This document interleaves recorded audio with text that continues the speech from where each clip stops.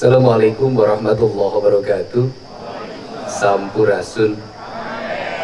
Malam hari ini kita sangat berbahagia karena akan didoakan dan akan difatwakan seorang tokoh terkemuka yang memiliki kealiman, kearifan, dan menjadi tauladan dalam kepemimpinannya, Pak Menteri Agama. Kita ucapkan tepuk tangan. Terima kasih atas kehadirannya. Belum tentu orang yang arif dan alim dalam ilmu keislaman berani datang di tempat ini, karena nanti di video disebarin. Wah, tapi beliau dari tadi mohon izin, saya mau memvideo. Video aja minta izin, artinya orang punya kealiman. Kalau orang nggak punya kealiman, main video saja. Ucapkan terima kasih. Mudah-mudahan di alam yang terbuka ini kita bisa menafakur diri bahwa kita adalah manusia yang sama dan akan kembali ke tempat yang sama. Amin ya rabbal alamin. Dan seluruh jajarannya, kan Pak Kanwil, Pak Staf Ahli Kementerian Agama, pasti berpikir ini adalah lulusan pesantren, kiai atau haji, padahal orang yang memiliki keyakinan Protestan, Kristen Katolik. Tepuk tangan. Nah, jadi kalau lihat Indonesia ini terlihat dari ini penampilan, wah kiai ini, pakai batik, pakai peci kiai, padahal pendeta. Kemudian semua yang hadir di sini, teman-teman sekretaris daerah, Pak Direktur Utama BJP dan seluruh karyawan.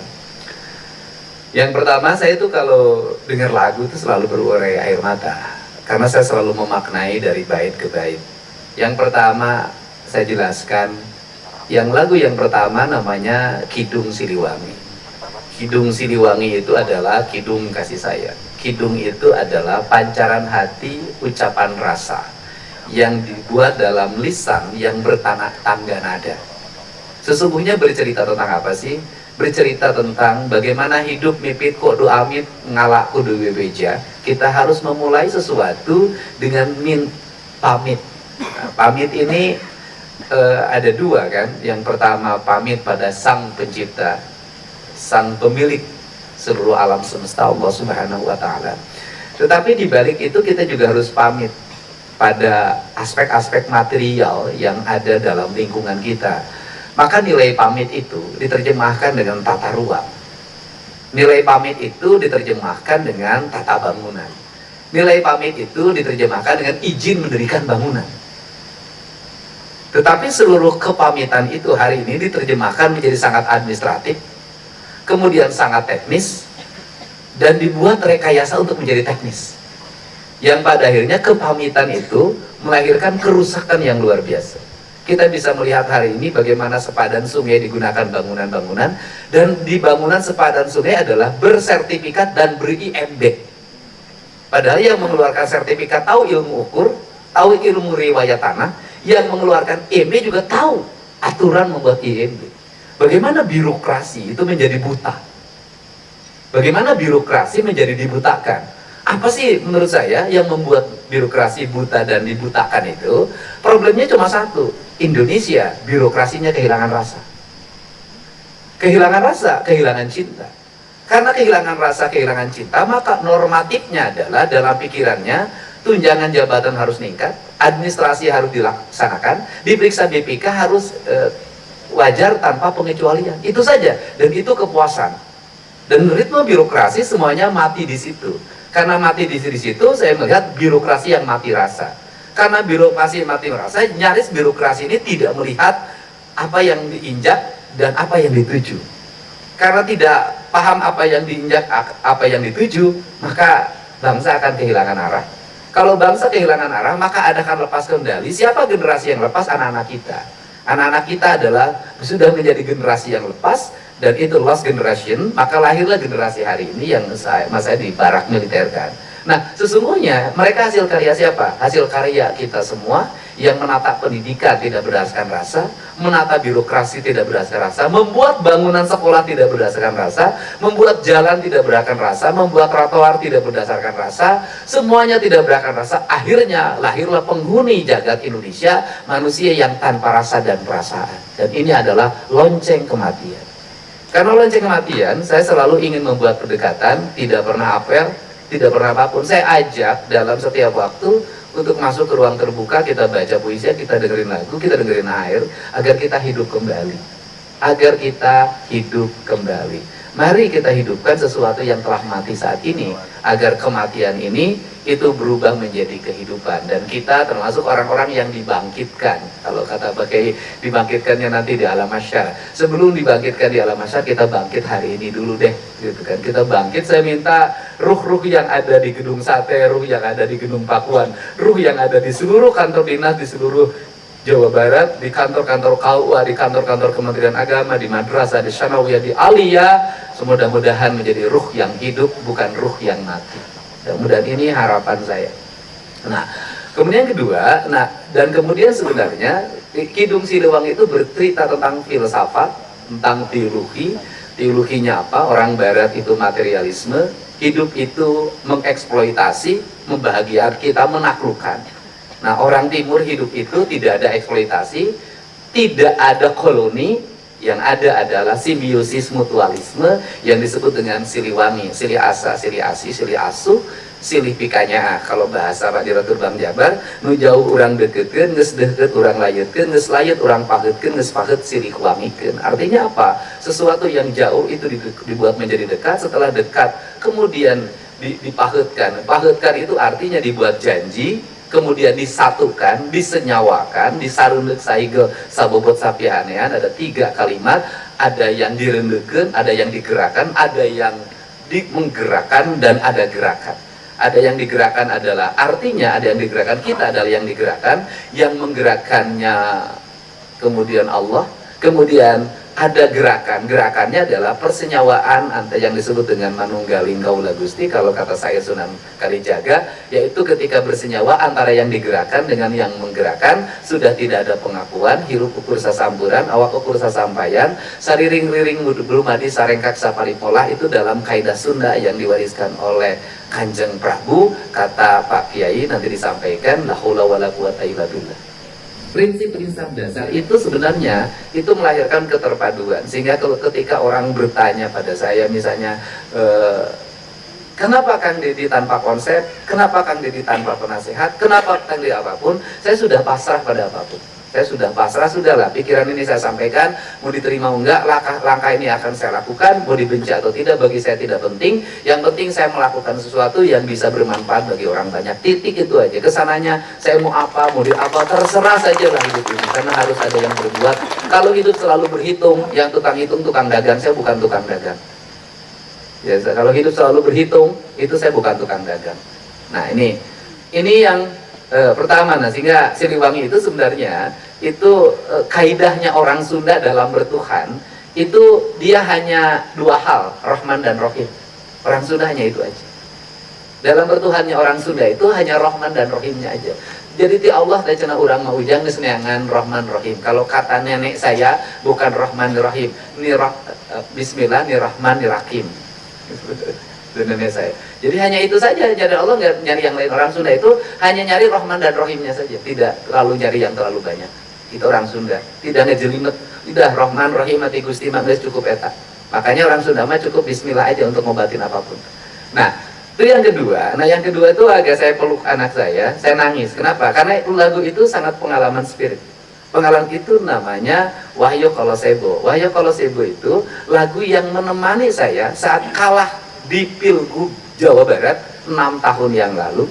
Kemudian saya menghadapi Tajuk Gede, yang itu areal prostitusi di Purwakarta, namanya Cilodong, yang tempat orang prostitusi. Kemudian saya rubah menjadi Tajuk, yang prostitutifnya saya geser, saya tanamin pohon, saya kembalikan ke Indramayu, ke Cianjur, kemana-mana. Saya biayain muncikarinya sampai lulus, anaknya tamat SMA.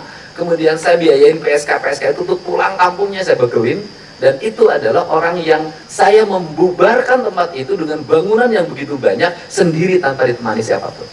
Dan saya ngomong dari hati ke hati. Setelah itu saya bangun Tajuk Gede Cilodong. Tajuknya hampir nggak selesai. Serangan waktu itu, serangan politik ke saya sangat luar biasa, walaupun sudah berkala pilkada. Dan saya tanpa uang 1 rupiah pun saya katakan Tajuk ini harus selesai, akan saya selesaikan. Dan waktu itu nih yang lagi usia kandungan 7 bulan, kemudian saya tiap malam tidur di Tajuk itu tidak ditemani oleh siapapun, menanami pohon, menanami bunga, kemudian membersihkan areal ilalang untuk dibangun, dan sekarang udah sangat baik. Selesai sambil mendengarkan lagu Wahyu Koloseto. Jadi itu spiritual banget buat saya. Makanya saya peluk anak saya, karena kamu itu dulu ketika hamil, ayahmu itu membangun Tajuk, kemudian tiap malam saya dengerin Wahyu Koloseto, dan itu menjadi spirit sehingga Tajuk itu selesai tanpa biaya dari pemerintah daerah, dan diselesaikan dengan berbagai bantuan pihak yang waktu itu sangat berempati terhadap langkah yang saya lakukan.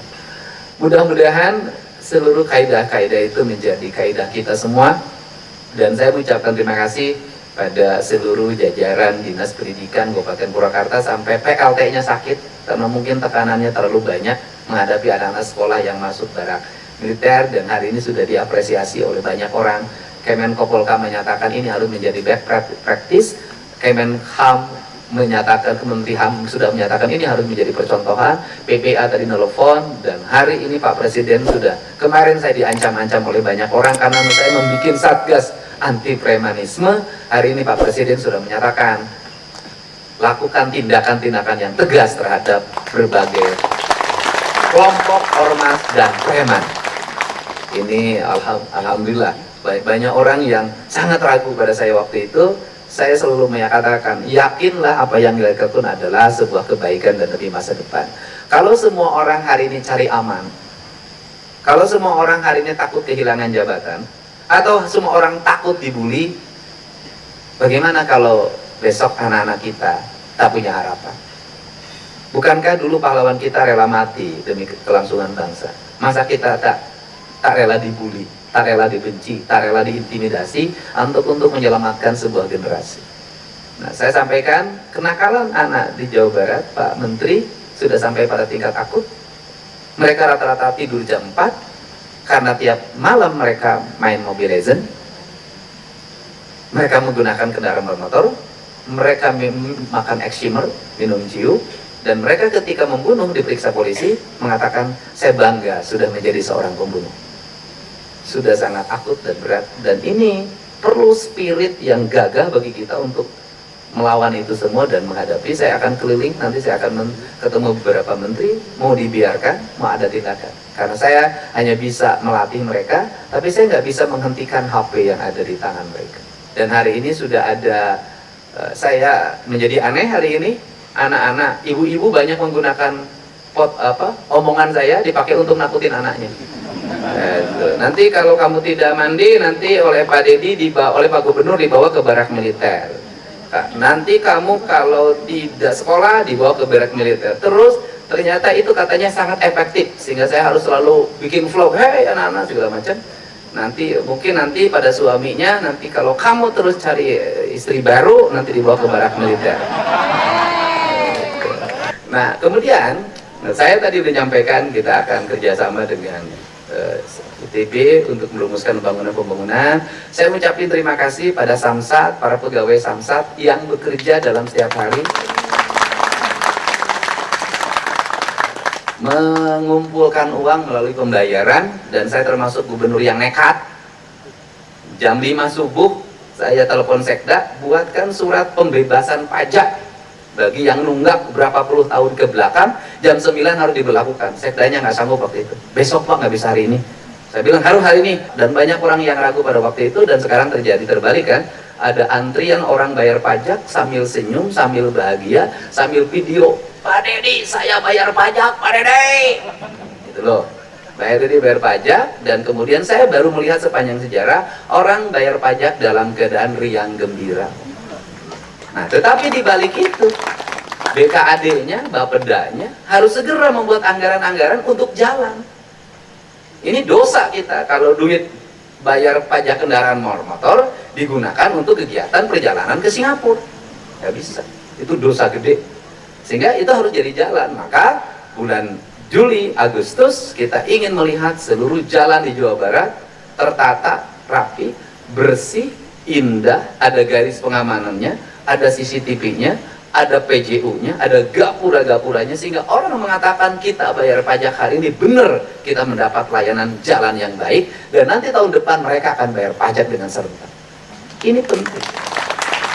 Jadi tepuk ya, kepala Samsat juga jangan bilang saya capek sampai malam jam 9, ya sudah, kalau capek saya pindahin. Pasti nggak mau. Besok tidak boleh lagi pegawai Samsat ada selempat-selempit, ada setor-setor pada pihak lain yang bukan peruntukannya. Saya akan berhentikan, akan saya proses. Jadi saya ada maafkan ya. Kalau yang dulu-dulu katanya ada setor pada A pada B 50 juta per minggu, udahlah, oke, saya tidak akan mengungkit. Tapi mulai hari ke depan nggak boleh. Ada duit itu, setorkan lagi ke kas negara. Setorkan lagi ke kas negara. Kenapa? Anda sholat tiap hari, Anda pergi umroh tiap waktu, tapi duit pendapatan daerah Anda berikan pada yang lain, Anda berdosa sepanjang. Ini harus. Dan nanti kita akan menggunakan sistem digital, semuanya akan tertata. Saya ingin pemerintah ini baik. Ya, gitu. Tegak lurus, nggak usah mikirin gubernur, karena gubernurnya duda, tidak perlu biaya rumah tangga.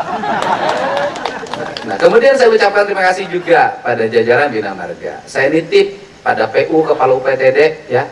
Saya titip jalan di Jawa Barat harus bersih, Pak.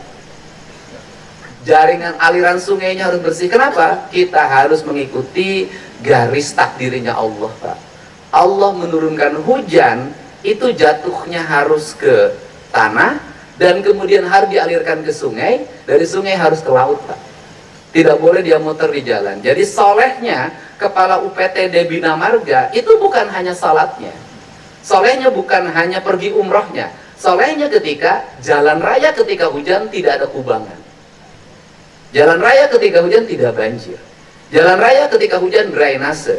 Jalan raya, saya ingin suatu saat melihat Kepala UPTD hujan-hujanan ngontrol jaringan drainase jalan, tidak ada sampah, dipastikan tidak ada jalan bolong. Anda umroh tiap waktu, tiap malam tahajud, ada jalan bolong, orang lewat, jatuh dari situ, meninggal karena jalan berlubang itu, kemudian meninggal karena anak yatim yang besok tidak terbiayai, Anda berdosa. Di luar negeri Anda bisa digugat di class action dan minta ganti rugi. Saya tidak boleh di Jawa Barat begitu. Ada jalan bolong, Anda bertindak. Kalau tidak ada duitnya, tidak akan bilang sama saya. Pasti saya perbaiki waktu itu juga. Ini penting, Pak. Ini berjihad kita ini. Nah, ini penting. Nah, kemudian yang berikutnya kan berikutnya Dinas Kesehatan harus mulai diarahkan bagaimana rakyat tidak usah berobat ke rumah sakit. Bagaimana rakyat tidak pergi ke puskesmas, bagaimana rakyat tidak dirawat, bagaimana bangun pola hidup masyarakat yang sehat dari sejak sekarang. Saya tanpa melebihi apapun ya, semuanya karunia Allah. Saya sudah 20 tahun tidak minum obat, tidak pernah ke dokter, dan selalu sehat. Sampai ditanya, stimulusnya apa? Suplemennya ada? Nggak ada. Saya makan seperti gimana biasa orang, bahkan makan saya dikurangi dibanding orang lain. Stimulusnya cuma satu, saya merdeka. Dan ya kalau ditanya, ya apa sih bahagia saya? Ya inilah bahagia saya. Saya selalu begini, tiap hari nyapu, keliling, ya, tiap hari saya galak kalau pagi-pagi. Kapan Deddy Mulyadi sombong? Jam 5 pagi sampai jam 8, itu sombong. Sombongnya bagaimana? Tidak boleh diganggu. Jalan kaki, olahraga sendiri, naik sepeda sendiri, tidak boleh diganggu. Tadi pagi ada yang dimarahin sama saya. Kenapa? Saya tidak boleh. Ini waktu saya. Di luar itu saya sudah milik semua. Milik diri saya sendiri adalah jam 5 sampai jam 8 pagi. Itu milik saya sendiri. Tidak ada milik orang lain. Kenapa? Bagi saya boleh menyayangi orang lain, saya boleh menyayangi rakyat Jawa Barat, tapi saya tidak mungkin bisa menyayangi rakyat Jawa Barat apabila badan saya sakit. Maka saya harus menyayangi diri saya sendiri. Saya harus memanjakan mata saya, memanjakan telinga saya, memanjakan hidung saya, memanjakan keheningan saya. Jadi hiburan saya cuma satu, hening, sudah hiburan saya. Hening, jadi keheningan bagi saya adalah hiburan yang utama. Jadi makanya tempat ini ditata dengan baik. Daripada saya pergi ke Bali bayar, pergi ke puncak bayar, lebih baik di sini saja. Sini bisa ada ikan, tinggal ngambil, ke depan tinggal jalan, dan saya bisa mendidik anak saya dengan pola lain. Itu saja, mudah-mudahan pertemuan hari pertemuan yang berbahagia, bermanfaat, dan ke depan kita memiliki spirit yang sama, bahwa Jawa Barat tanah gemah ripah repeh rapi, mudah-mudahan bisa terwujud dengan gagasan dan pikiran yang dimulai dengan langkah-langkah yang penuh dengan keyakinan. tidak ada yang bisa mengalahkan sebuah keyakinan. Ilmu banyak, ragu tidak akan berhasil. Harta banyak, ragu tidak akan berhasil. Pasukan banyak, ragu tidak akan berhasil. Tapi sendiri punya keyakinan bisa mengalahkan ribuan pasukan. Itu saya yakin. Apalagi saya didukung oleh para kepala OPD yang lulusan ITB, lulusan IPDN, rata-rata doktor, Unpad. Saya lulusan STH Purnawarman Purwakarta yang sekolahnya juga sudah bubar sekarang. Jadi masa gubernurnya lulusan STH yang ITB tidak lebih hebat dari saya. Nah, gitu. Jadi ya, tapi rata-rata ya kepala dinas semuanya walaupun lulusan apapun penyakitnya hiji borangan gitu. Karena ilmu tinggi juga kalau penakut susah, Pak. Punya senjata juga kalau penakut, senjata yang paling modern kalau penakut batu, Pak. Nah, itu apalagi sekarang saya punya sekdanya Wanian. Itu sekdanya Wanian. Kenapa sekdanya Wanian? Karena dia saya tahu ingin memperlihatkan diri bahwa dia seorang pemberani ketika di luar rumah. Karena saya tahu kalau di dalam rumah dia adalah seorang yang takluk. Di luar dia maung, di dalam dia meong. Dan ada kabar gembira yang harus ditindaklanjuti buat teman-teman yang BIJB. Nanti Pak Menteri memiliki orientasi bahwa Bandara Kertajati bisa menjadi bandara yang diperuntukkan untuk kegiatan umroh. Kemudian saya tadi ngomong ya sudahlah, karena memang bisa menggunakan Islamic Center Indramayu itu bagus. Tetapi kalau memang diperlukan harus membuat kawasan di sekitar Kertajati, bangunan tanahnya masih ada, segala macamnya ada, ya sudah nggak apa-apa. Pemerintah provinsi hanya bangun 300 miliar untuk sebuah kawasan tambahan dan itu menghasilkan regulasi, saya nggak ada masalah. 300 miliar kecil bagi APBD Provinsi Jawa Barat. Ya, karena selama ini juga Pemda Provinsi Jawa Barat ngebagi-bagi duit kemana-mana banyak banget triliunan. Terima kasih Pak Menteri, terima kasih. Allahumma muwaffiq. Assalamualaikum warahmatullahi wabarakatuh. Sampai jumpa.